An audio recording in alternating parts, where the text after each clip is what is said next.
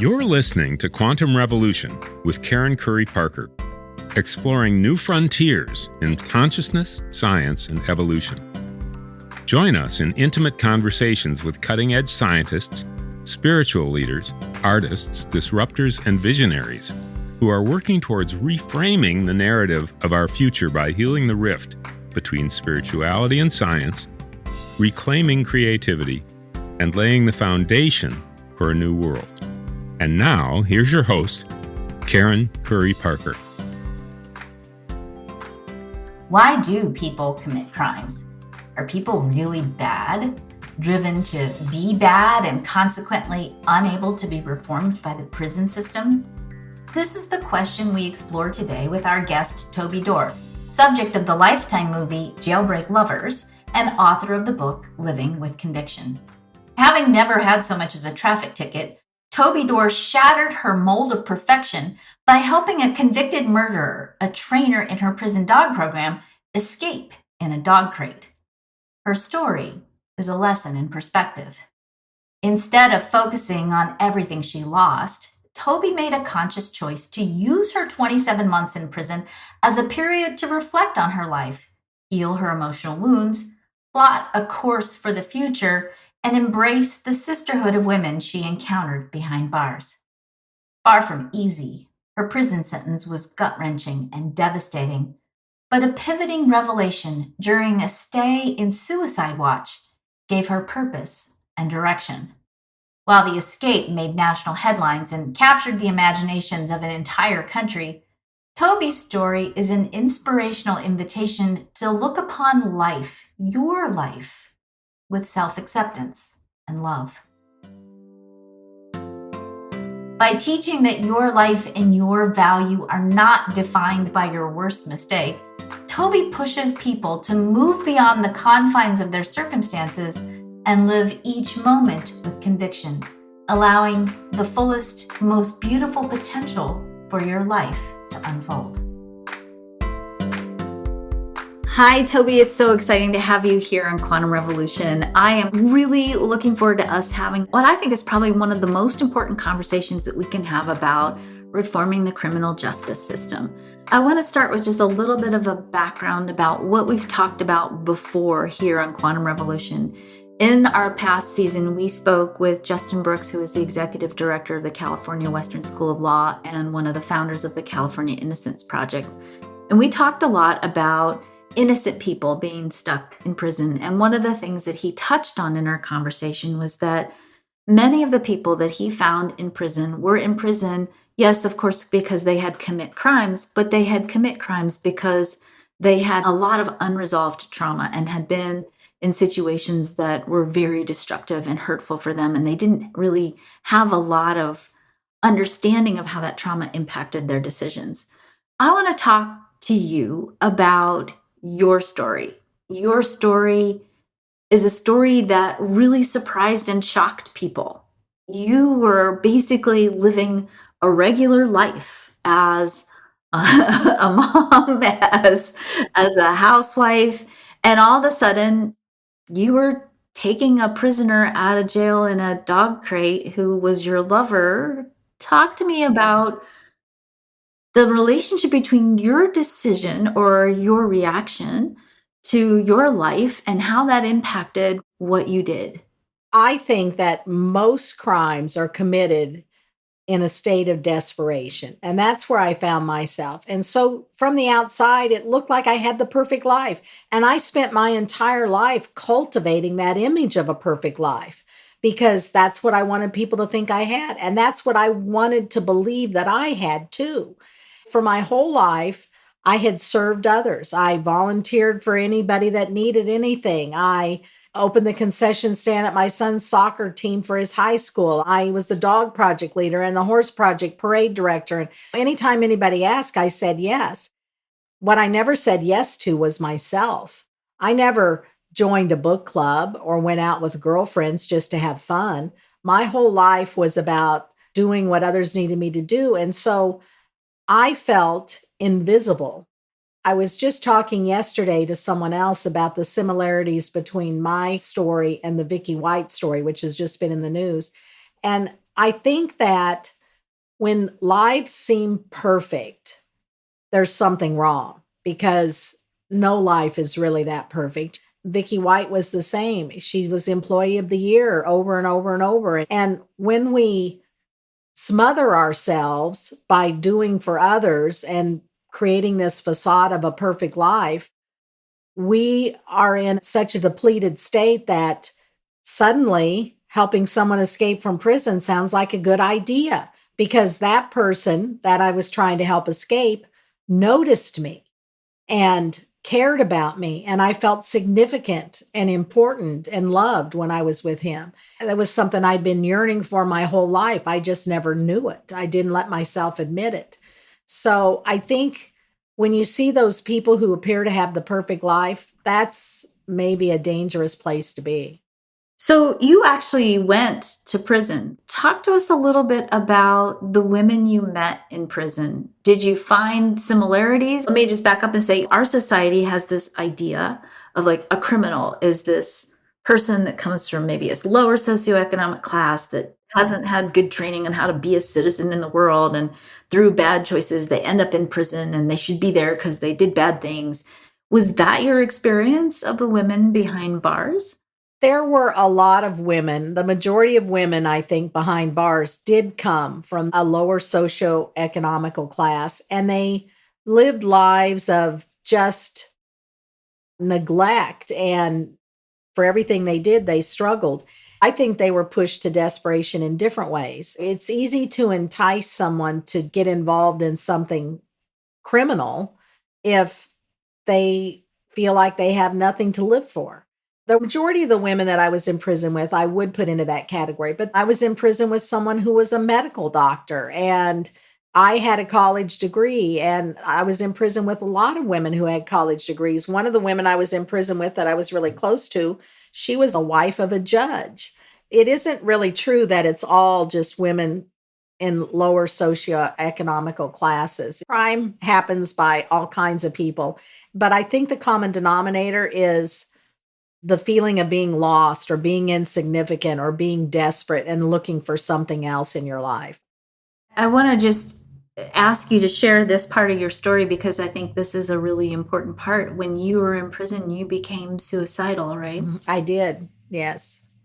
Why? What hit you about prison that pushed you over that edge? In prison, you have no authority. I mean, you can't even ask for more toilet paper. Everything is so regimented and so restricted. And I spent 15 months in a for-profit prison, which was so overcrowded. We had 8 women in a cell that was built for 4. It was so overcrowded. There wasn't even room to sit and eat at a table. You had to sit on your bunk and eat. You had to sleep on your bunk. You had to read on you spent your whole time on a bunk. I felt like a book on a bookshelf for those 15 months. There was never, at any time when I was in prison, there was never any attempt to rehabilitate anyone or offer something that would let someone build up their opinion of themselves. There was no kind of personal development classes. And if any place needs some kind of personal development, it's people in prison. It just was such a desperate space. So I was feeling maybe less than human because of the environment I was in. But at the same time, I was facing a lot of negative pushback from some members of my family who were embarrassed by the fact that one of their family members were in prison. And it was actually that attitude from my family that actually pushed me into being suicidal. In other places in the world, I'll say specifically the Netherlands, the goal of the criminal justice system is to rehabilitate people. And there's actually regulations around how someone, when they leave prison, is reintegrated back into society in a way that isn't shameful and allows them to actually take a new place in the world or a healed place in the world. Does our prison system in the United States, is it working? No, our prison system is not working. The United States has a little over 4% of the world population. We have over 25% of the world's incarcerated population. No one can convince me that we have 25% of the criminals in the world in our country. I don't believe that. Our answer to everything is to throw someone in prison, to stick them in prison for 10 months or 2 years or 5 years or 10 years. It's just punishment. I think that's what our prison system is here in the United States, is just a means to punish people. And when you get out of prison, I was never able to get a job at a real company. I had one job for 2 months when I first got out, but nobody hires criminals. They don't hire you if you're a felon, and you have to check on that box that you're a felon. I found it impossible to get a job. Some places won't rent you an apartment if you're a felon. And I just learned, I've been out of prison for 13 years now, and I lived in Massachusetts, I lived in Kansas, I lived in Missouri, and I have voted in every election. And last summer, we moved to the state of Virginia. And I found out after we moved here that Virginia does not allow felons to vote ever. Doesn't matter what your crime was, doesn't matter how long you've been out, doesn't matter what kind of life you're living now. If you have a felony on your record, you cannot vote in the state of Virginia. How in the world can you expect people to move forward from their mistake and rebuild their lives when you won't even let them vote and you won't even hire them? How are they going to make a living and fit into society? They don't. They live on the fringes always. And when you're out there on that fringe, some days, some people don't have enough to eat and they can't get a job. And so they decide they're going to shoplift or they're going to do something just to get them through the week. And then they end up right back in prison. And everybody says, oh, see there, when you leave prison, they always come back. Well, they always come back because we don't ever try to help them stay out. You came out, you had obviously a struggle when you first got out of prison, but you have, in the meantime, written a book. Yes. You work with women to help them explore how they can get themselves free from literal and internal prisons. You've obviously done a lot of healing and rehabilitation and transformation. What catalyzed your transformation, Toby? It was that suicide watch. When I decided I was going to kill myself, I was trying to think of how I could do it. And luckily, I reached out to the prison psychiatrist and she put me on suicide watch for the weekend. For those 3 days, you don't even have a bed. I mean, you're laying on the floor and all you can do is just think. And so the first day I was trying to figure out ways I could kill myself. And the second day I started thinking about my parents and how much they meant to me and how they had been so influential in my life and how it would hurt my mother if I did kill myself. And then on the third day, I heard a voice in my head that told me that I needed to tell my story to change the world and affect lives of other women. And that gave me a purpose and that gave me clarity as to what my mission was. From that moment on, I was resolved to do whatever I had to do to make it through this and to learn from it and to find a way to reach out and tell my story to as many women as I can. So tell us a little bit about what you're doing now and tell us about your book. Oh, I'm so excited about my book. It's called Living with Conviction. And what I am really the most excited about is the audiobook because I read it myself. If someone listens to the audiobook, it's not just going to be narrated by someone who has a really great sounding voice. You're going to feel all the emotion and pain as I tell the story and the joy and the beautiful parts. And so I think that really comes through in the audiobook and I am so excited about it. I just can't wait for it to get out there in the world. And I've already gotten a lot of good feedback from people who've been able to read the advanced reader copy and from women who are buying the book before it's even available. And it's just available in pre-order. I'm just really excited about the ability to bring my story to more women and try to make a difference in the world through it. I've also written a series of workbooks because I realized when I was in prison, I had a college degree and I had a corporate job experience and I had tools to know what I needed to do to rebuild my life. But a lot of the women I was in prison with did not have those tools. So they would probably all agree that they needed to change their lives, but they wouldn't know how to do it. So I created this set of workbooks to help women through personal development and then learning how to fit into a healthy community and then actually finding a voice and going out and trying to inspire others. That's really powerful. I think it's such a beautiful trajectory on your journey that you took this, what was obviously a shameful, for you at least, a shameful experience, and catalyzed it into a place of service. The question that I always like to ask people when they come on Quantum Revolution is, if you could change anything, if you could wave your magic wand and fix the systems or fix what you sense or feel is broken, how would you change the prison system? How we could reconstruct the system to actually have it serve the goal of being a place where people can be healed and rehabilitated? I think there are several things you need to do. First of all, I would start with some sentencing reform. I would eliminate the death penalty. I would eliminate mandatory minimums. Mandatory minimums take away from the judge the ability to listen to the facts of an individual case and make a sentencing determination based on that case. So there needs to be some sentencing reform.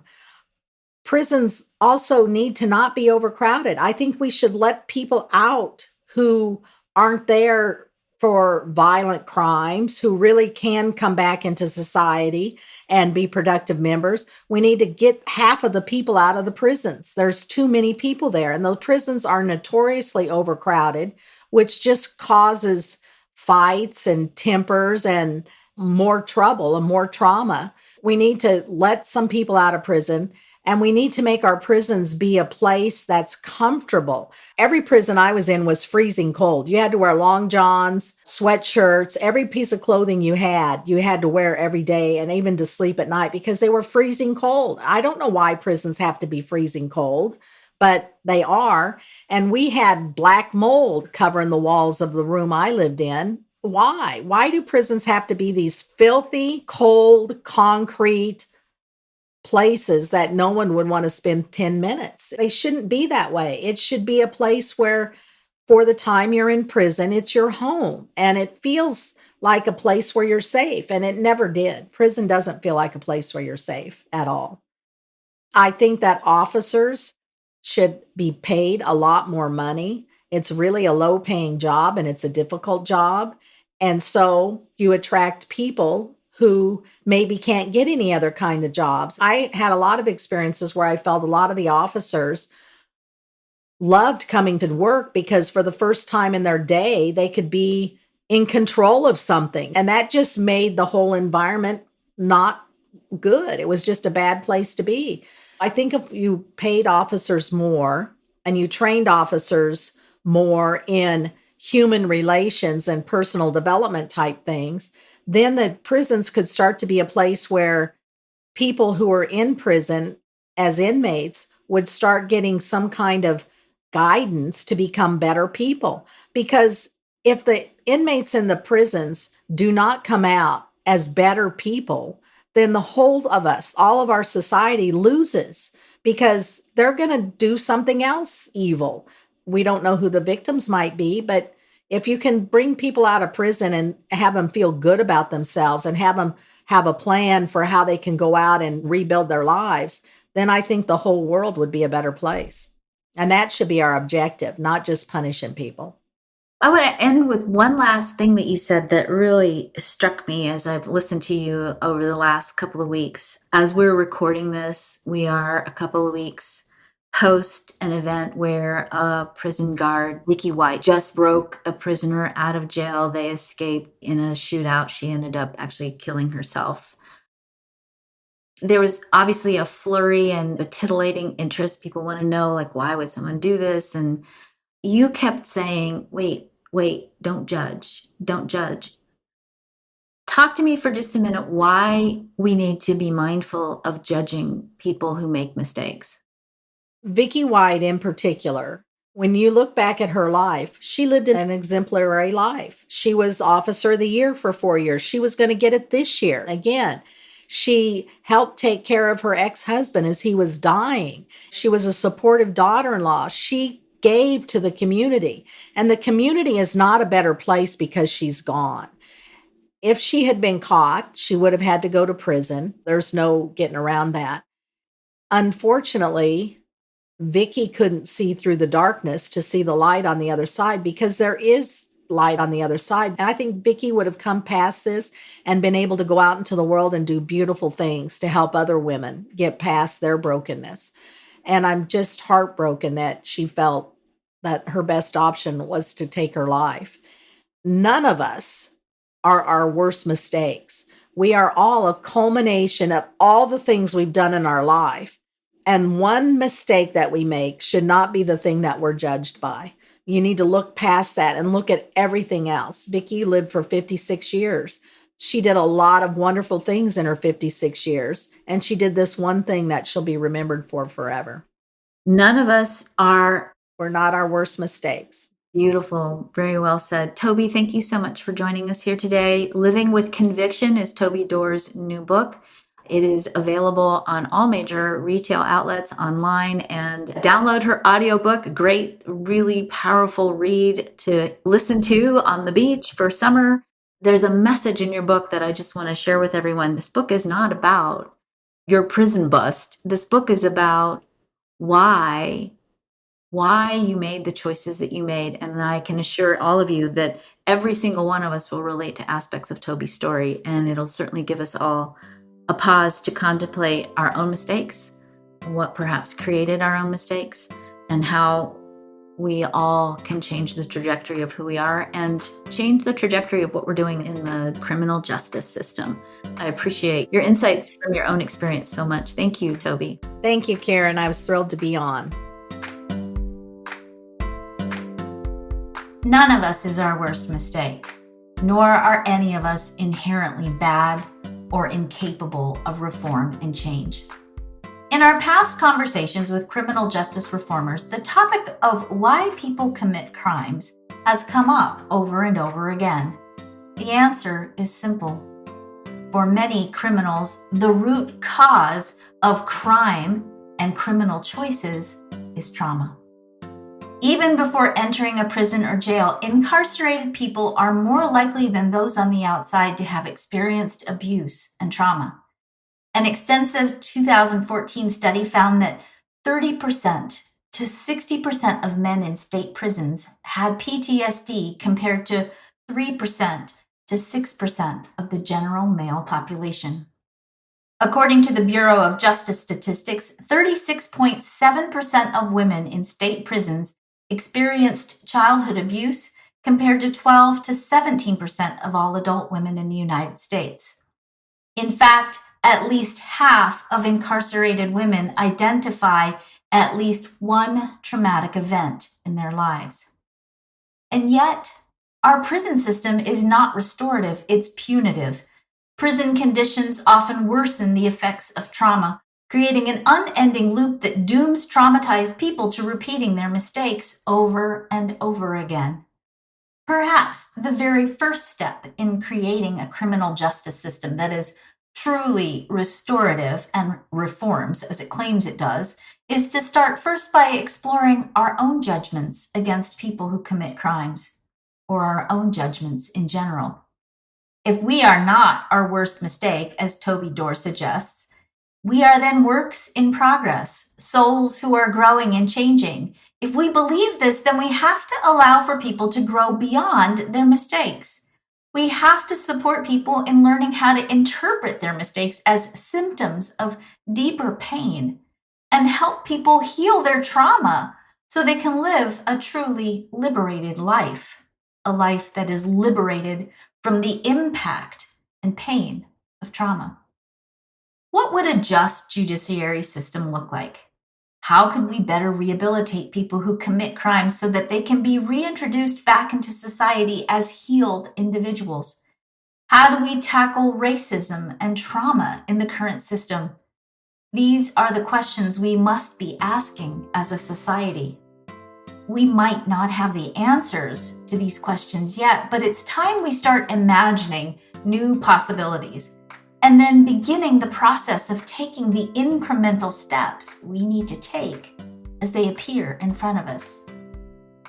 You can learn more about Toby in her new book, Living with Conviction: Unexpected Sisterhood, Healing and Redemption in the Wake of Life-Altering Choices, Available at any major bookstore, including Target, Amazon, and Barnes & Noble. I'm Karen Curry Parker. Thank you for joining me for Quantum Revolution. Please be sure to subscribe to this podcast on your favorite platform so you don't miss any of the amazing shows we have in store for you.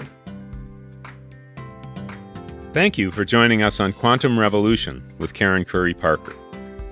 We hope you found this conversation inspiring. For more information on how to change your world and to hear more about our guest today, visit quantumrevolutionpodcast.com. Make sure you follow us on your favorite podcasting platform so you don't miss a single episode of Quantum Revolution. We'll see you next time for some more groundbreaking conversations with Karen and her guests. How will you impact your world today?